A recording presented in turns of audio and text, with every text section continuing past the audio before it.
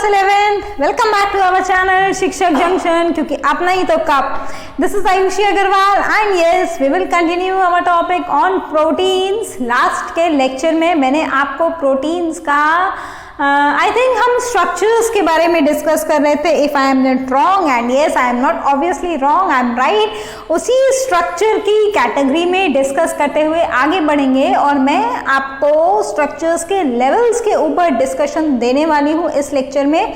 So how do we classify the structures और actually what are the different levels into which the proteins are arrange. तो उसके basis पर, मतलब चाहे आप स्ट्रक्चर के बेसिस पर ले लीजिए, स्पेशली जो फोल्डिंग होती है ना प्रोटीन्स की, उसके बेसिस पर हम अपने जो प्रोटीन्स हैं उसको 4 पार्ट्स में क्लासिफाई करते हैं या फिर जो स्ट्रक्चर्स हैं वो देखते हैं। चलो वो मैं यहाँ पर लिख देती हूँ क्योंकि फिर उसकी जो डिटेलिंग्स है वो वहाँ पर स्टार्ट करेंगे। कौन कौन से होते हैं? Primary, secondary, tertiary and then you have quaternary. ये हमने शायद अपनी पुरानी क्लास में, मतलब लास्ट क्लास में भी डिस्कस कर लिया था।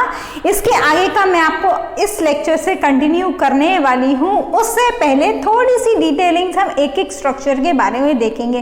देखो जरा, जो हमारा प्राइमरी स्ट्रक्चर होता है ना, उसमें सिंपल अमीनो एसिड सीक्वेंस के बारे में हमें जानकारी मिलती है। मतलब कौन सा अमीनो एसिड एक के बाद एक अलाइंड है linearly to form a polypeptide chain, that is how you term it as the primary structure. Although we will discuss each and every structure in detail, but I am just providing you an idea how you are just classifying the structures और what are the different levels of the structures that are there included within. Okay, next comes the secondary structure. तो इस secondary structure में stable arrangement आएगा हमारे primary structure का ही, या फिर जो हमारी polypeptide की sequence बनी है वो कैसे arrange होंगी, that is how it becomes this secondary structure, the stable arrangement of the amino acid sequence or the spatial orientation, ये भी बोल सकते हैं आप। चलो stable arrangement लिख देती हूँ, थोड़ा easy रहेगा याद करने में, है ना। Stable arrangement of the polypeptide sequence is defined within the secondary structure. अब टर्शियरी में क्या आएगा? टर्शियरी में आएगा हमारे प्रोटीन की 3D folding. That is how the tertiary structure comes up. अब प्राइमरी से सेकेंडरी कैसे बनेगा, सेकेंडरी से टर्शियरी कैसे बनेगा, और टर्शियरी से कैसे हम क्वार्टरनरी पर जाएंगे, वो आप लेक्चर्स में देखेंगे जैसे जैसे मैं आगे पढ़ाती जाऊंगी। हर एक स्ट्रक्चर को अलग अलग लेक्चर में डिस्कस करूंगी so that it will not confuse you how the level goes on. उसके बाद आएंगे हमारे क्वार्टरनरी स्ट्रक्चर्स। ये तब एग्जिस्ट करते हैं जब more than 2 polypeptide chains are in turn oriented along with each other, that is how the quaternary structure comes into picture। तो ये हो गया हमारी थोड़ी सी डिटेल, मतलब थोड़ी सी ब्रीफिंग कैसे कैसे हम डिस्कस करने वाले हैं अपने प्राइमरी, सेकेंडरी, टर्शियरी और क्वार्टरनरी स्ट्रक्चर्स को। सबसे पहले हम डिस्कस करेंगे किसके बारे में? अपने प्रोटीन्स के प्राइमरी स्ट्रक्चर के बारे में। और जैसा कि मैंने आपको लास्ट लेक्चर में बताया था कि जो हमारे अमीनो एसिड्स के रेसिड्यूज होते हैं, देखो लास्ट लेक्चर में मैंने डिस्कस किया था अमीनो एसिड के रेसिड्यूज आपस में ज्वाइन करते हैं। Why? Because during the formation of peptide bond what happens is the molecules of water gets formed और they are released to make the peptide bond. That is why the amino acid that are getting into the formation of the peptide bond are not known as amino acids, they are known as amino acid residues. वो amino acid residues कैसे peptide bond में लगकर जो हमारा protein है वो बनाएंगे, उसी को हम, देखो लीनियर अरेंजमेंट होता है प्राइमरी में, कुछ ज्यादा डिफिकल्टी नहीं है। लीनियर सीक्वेंस होगी किसकी? अमीनो एसिड की। क्या बनाएगा वो? पेप्टाइड सीक्वेंस बनाएगा। अब कितने अमीनो एसिड ज्वाइन कर रहे हैं उस बेसिस पर पेप्टाइड के पहले प्रीफिक्स लगेगा। जैसे अगर डाई है, 2 अमीनो एसिड के रेसिड्यूज आपस में एक पेप्टाइड बॉन्ड से ज्वाइन कर रहे हैं। ट्राई है, 3 हो जाएंगे, टेट्रा 4, पेंटा 5। ये जो कुछ प्रीफिक्सेस हैं आपको हमेशा ध्यान में रखने पड़ेंगे आपके आगे तक के लिए, so that by looking at the name itself you can just know कि उसमें कितने अमीनो एसिड के रेसिड्यूज की यूनिट या फिर हमारे पॉलीसैकेराइड के रेसिड्यूज की यूनिट आपस में कनेक्ट हुई है in order to form that particular macromolecule. जैसे कि एक एग्जाम्पल लेंगे अब हम, और जो स्ट्रक्चर मैंने आपको लास्ट लेक्चर में बताया था कि पेप्टाइड बॉन्ड को लिखते समय you have to be very careful. Why? Because you have to remember that on the left hand side, extreme left, you have the N terminal, on the extreme right you have the C terminal, so that is how the naming goes on. For example, if I just give you a single letter code of say a amino acid, this is the sequence of a pentapeptide. Penta 5 amino acids हमारे join किए हैं, ये हैं उनके single letter code. आपको याद हो जाना चाहिए अभी तक कि सिंगल लेटर कोड ये किस किस अमीनो एसिड्स के हैं, नहीं हो रहे तो धीरे धीरे करके खुद ब खुद याद हो जाएंगे, but for that you have to just practice. Lecture already मैंने अपलोड कर दिया है on the channel, so it's now your duty, I have perform my duty to deliver the lecture and to make you explain in the best possible way. यहाँ board पर structures बनाकर मैंने आपको दिखाया है, अब आपकी ड्यूटी बनती है कि आप उस पूरे लेक्चर को पूरी तरीके से वॉच कीजिए और आपकी नोटबुक्स में मेरे साथ साथ में वो डायग्राम्स बनाते जाइए या वो स्ट्रक्चर्स बनाते जाइए, खुद ब खुद याद हो जाएंगे। अब ये जो है ये हो गया हमारा N terminal on the extreme left, ये हो गया हमारा सी टर्मिनल, और इस तरीके से हमारे जो पेप्टाइड बॉन्ड्स हैं वो जुड़े हुए होंगे। अगर इसको मेरे को ट्रिपल लेटर कोड के टर्म्स में लिखना पड़ेगा तो मैं लिखूंगी ये है हमारा tyrosine, A stands for alanine, S stands for serine, G stands for glycine and L stands for leucine. This is how the pentapeptide goes on. ये बीच में डैश बनाना जरूरी है बिकॉज दिस हाइफन और this dash in turn denotes the peptide bond, और ये इस सीक्वेंस में अरेंज है। If at all the sequence of the amino acids that are joined sequentially is not known, how will you write it down? Instead of this hyphen आप comma लगा देंगे। Comma का मतलब हुआ कि आपको श्योर नहीं है कौन सा किसके बाद ज्वाइन है, बट ये पता है आपको कि इस पेंटापेप्टाइड में कौन कौन से अमीनो एसिड्स प्रेजेंट हैं। ठीक है, इतना समझ में आ गया ना कि क्या डिफरेंस है कॉमा में और हाइफन में। उसके बाद एक और नेमिंग का तरीका देखो, जब हमारे यहाँ से शुरू होती है तब हम अमीनो एसिड्स के नेम में YL मतलब आइल लगाते हैं, और लास्ट वाला जो सी टर्मिनल है उसको हम वैसे ही लिखते हैं जैसा कि वो होता है। For example, if you have to name this particular amino acid how, और इस पर्टिकुलर पेंटापेप्टाइड आप कैसे नेम करेंगे इसको, ये है टायरोसिन, तो हो जाएगा ये tyrosyl, L alanyl, L form इसीलिए क्योंकि एल फॉर्म में ही ज्वाइन करते हैं, L seryl, L glycyl, L, now C terminal वाला आ गया ल्यूसीन। एंड वाले को हम वैसे ही एंड करेंगे जैसा वो होता है, बीच वालों में हम आइल लगाएंगे। This is how you will name a pentapeptide individually, जो उसके अमीनो एसिड या फिर जो उस पेंटापेप्टाइड के कॉन्स्टिट्यूएंट्स हैं उसके अकॉर्डिंग। तो इस तरीके से होता है हमारा नेमिंग, और ये जो लीनियर सीक्वेंस बनी है इसी को हम बोलेंगे primary structure.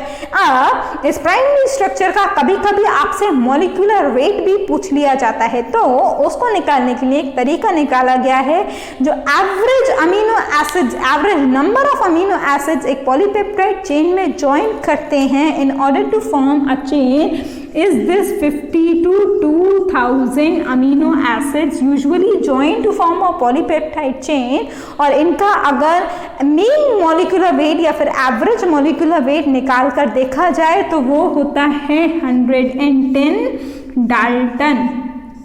DA stands for Dalton, that is the unit in order to measure the molecular weight of these macromolecules। तो अगर आपसे किसी भी प्रोटीन का molecular weight पूछा जाए तो आप कैसे निकालेंगे?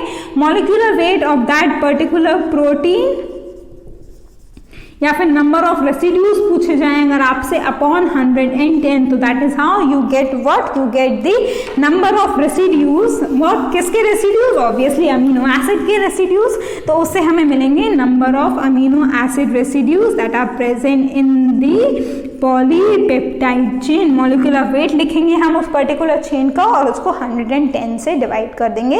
ये होता है सिंपल सा तरीका। ठीक, समझ में आया कि प्राइमरी स्ट्रक्चर क्या होता है प्रोटीन का। अब इस प्राइमरी स्ट्रक्चर को सेकेंडरी स्ट्रक्चर में कैसे हम बताएंगे, उसको डिस्कस करने से पहले एक बहुत इंपॉर्टेंट लेक्चर या एक बहुत इंपॉर्टेंट पॉइंट आता है हमारे पेप्टाइड बॉन्ड के ऊपर। वो आता है हमारा confirmation of the peptide bond. देखो, पेप्टाइड बॉन्ड अपने आप में एक अमेजिंग बॉन्ड है। ग्लाइकोसाइडिक बॉन्ड में वैसा कुछ भी नहीं था, पेप्टाइड बॉन्ड में है एक अमेजिंग चीज। क्या है वो? ऑब्वियसली मैं ही आपको बताऊंगी जब मैं पढ़ा रही हूँ, है ना, और कोई तो बताने नहीं आएगा। मैं बताती हूँ आपको क्या है वो कन्फर्मेशन पेप्टाइड बॉन्ड का। पेप्टाइड बॉन्ड एक प्लेनर बॉन्ड है, साथ में स्टेबल भी है। ये जो स्टेबिलिटी है पेप्टाइड बॉन्ड की, that is due to the presence of resonance. ये रेजोनेंस आप अपनी केमिस्ट्री में पढ़ के आ चुके हैं। जब किसी बॉन्ड को सिंगल बॉन्ड और वही पर्टिकुलर बॉन्ड जो है डबल बॉन्ड की कैरेक्टरिस्टिक एग्जिस्ट करवाता है due to the presence of partial positive and partial negative charge on the electropositive and electronegative atom, तो हम उसको बोलते हैं that particular bond show the property of resonance. और हमारे पेप्टाइड बॉन्ड में यही रेजोनेंस का कैरेक्टरिस्टिक जो है वो शो होता है। कैसे? देखो पेप्टाइड बॉन्ड क्या होता है। सबसे पहले तो देखो पेप्टाइड बॉन्ड बना लो क्या होता है। हमने बनाया था सी डबल बॉन्ड, ये हो गया हमारा सी अल्फा, ये हो गया NH, ये हो गया अगेन हमारा C alpha. This is what the peptide bond is, है ना। 1 2 3 4 5 6, ये 6 एटम से मिलकर हमारा पेप्टाइड बॉन्ड बना होता है। और ये जो है हमारा ये हुआ पेप्टाइड बॉन्ड, यही हमने अपने लास्ट क्लास में देखा था, है ना, याद आ गया होगा सबको। अब हमारा जो डबल बॉन्ड कैरेक्टरिस्टिक है वो इसी पेप्टाइड बॉन्ड पर एग्जिस्ट करता है। हमारे ये वाला bond between C alpha and C and between N C alpha, they exist as single bond. इनमें डबल बॉन्ड की कोई भी कैरेक्टरिस्टिक नहीं होती। जो डबल बॉन्ड की कैरेक्टरिस्टिक होती है वो होती है इस पेप्टाइड बॉन्ड को लेकर यही रेजोनेटिंग कैरेक्टर शो करता है। यह डबल बॉन्ड का नेचर भी शो करता है। वो डबल बॉन्ड के नेचर को आप कैसे दिखा सकते हैं? अगर इसी का रेजोनेटिंग स्ट्रक्चर में बनाऊं तो कुछ इस तरीके से बनेगा। ये हो जाएगा O-, ये हो जाएगा N+, और ये हो जाएगा H, और ये हो जाएगा C अल्फा, ये भी है C alpha. This is how the resonating structure is made. और यहाँ पर भी मेरे को अगर थोड़ा डॉटेड स्ट्रक्चर में इसका एक इंटरमीडिएट स्ट्रक्चर भी बनाते हैं आप, तो आपको partial positive partial negative charge दिखाना पड़ेगा।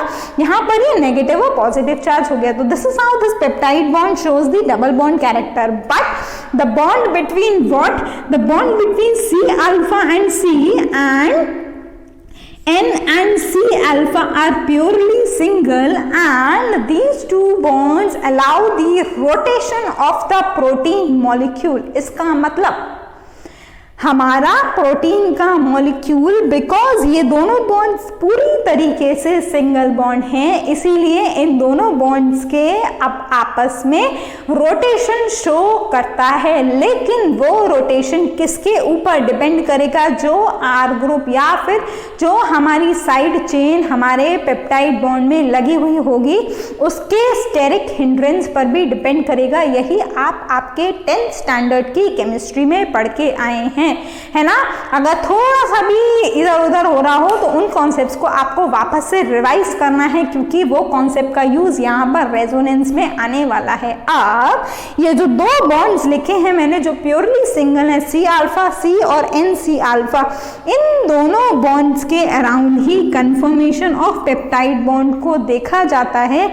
और इन दोनों बॉन्ड्स को हम बोलते हैं टॉर्शन एंगल्स। क्या बोलते हैं हम?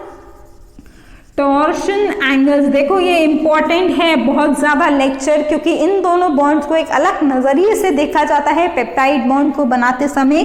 C अल्फा C बॉन्ड को हम बोलते हैं साई और N C अल्फा बॉन्ड को बोला जाता है फाई। ठीक है, हाँ, आई थिंक मैंने थोड़ा उल्टा लिख दिया है। C अल्फा और C बॉन्ड को बोलते हैं हम बोलते तो वही हैं, ये है